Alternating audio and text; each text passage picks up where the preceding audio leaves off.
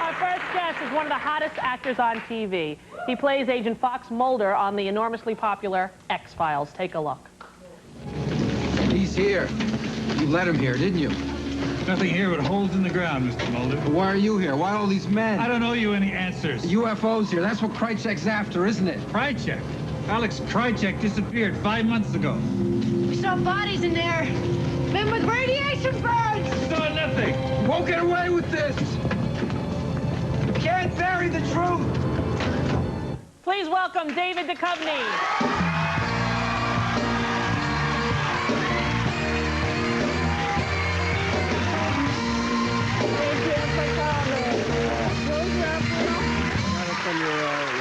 Oh, good. Sit down. David Duchovny! How are you, Dave? I've never sat down in this suit, and it's too tight. Oh, really? I can relate to that problem. That's why I have the desk. In fact, right now, I just undid the button. My pants are open. Woo! So how you get... David, you are so popular, I can't tell you. Tell me. You are everywhere. You are on every magazine of the hot guy everyone wants. Are you getting tons of fan mail? What's going on? Yeah, you get a lot of fan mail, and the weirdest one I got was actually an erotic poem that was cut up like a jigsaw puzzle, so that I had to put it together if I wanted to read what she really wanted to tell me. And did you? Well, I did. I wouldn't come out of my trailer for a few hours. They were knocking on the door, and I said I was very busy, that I had to prepare, you know, for the scene. Right. And in fact, I was preparing. But what I had was, like, I had, you know, I had Enos, and I had to find the... I had to find the letter that went with it, and all I could find was, like, an H, so I ended up with, I want your heenus. And I had a gina. And I was looking for something else, but I couldn't, I got, actually, the state of Virginia eventually. Good. That's good, yeah. So the poem didn't actually turn out the way it was meant, but it's actually quite a beautiful little pastoral ode now. Really? I hear you write poetry. Is that just a rumor floating around, the rumor mill? Yeah, I do write, I write poems, but I tend to write them on the run, like on napkins and on little hotel stationery, so I lose them. Yeah. So they're just garbage, basically, my poems. They're littering the streets. Yes. But what I'd like to do is, if I ever publish, I'd just like to publish them in the original form. I just like a box of napkins. That would be a big seller, I think. Do you write actual, like, do they rhyme? Is it, I once met a girl named Rosie? Or are they real loving? No, they're usually like, here's an Enos, go for another letter. Can I buy a vowel, please, or a consonant, or whatever? Right. But I did actually write one for you today. And you have it? No, I lost it. Oh, yeah. Darn, if anyone finds a napkin with Rosie and Enos on it, please send it over. It would actually just be Ozy, if you find an Ozy. Are you getting mobbed? Is it hard to go out in public?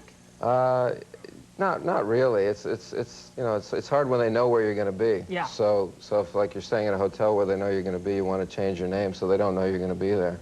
And do you do that? Yeah, I got some good names. I got Onesto Stubbs. That's the name you register under? Well, I shouldn't have said that, actually. Yeah. I guess it's out of the bag now. Onesto Stubbs? Not Ernesto, Onesto. How'd you get that name? I can't really say. And then That'll be a whole episode next season. that's one of the better episodes. I got one, Moisha Miller. Moisha Miller. Yeah, that's my grandfather's first name and my mother's maiden name. Then I have Felix Bumper Humper. Coco Marsh.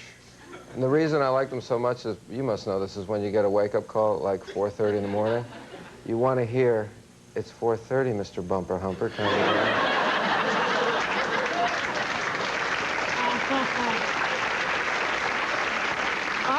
I'm a big fan of the show. It's gotten almost sort of a psychotic fan base. Star Trekkie, like X-File Trekkies. You have whole websites on the computer. Yeah, it's very, it's flattering and it's wonderful, but it can get a little scary at times. Yeah.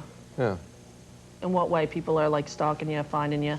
No, they're not stalking. They're just, you know, they want so much from you in a strange way. It's like, I always feel like they appear to love you so much, and they come up and they shake your hand and everything. I always feel like I you know, I've got to like reciprocate in some way, like maybe take them to lunch or, you know, and you can't do that with 40 or 50 people on the sidewalk, you know. Right. So I want everyone to feel as nice as they're trying to make me feel. So, you know, I spend time, you can't spend 10 minutes, 15 minutes with everybody, so. Yeah, that's nice of you. So actually what I do is I say, why don't you just get the hell out of my face? That also works, you know, in a nice kind of way. I think it makes them feel good. Yeah, it does. People like that connection, that touching.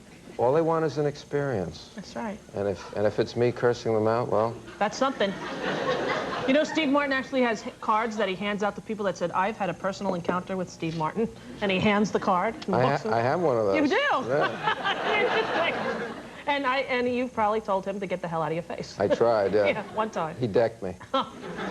We're going to talk about the X-Files and about you on Twin Peaks.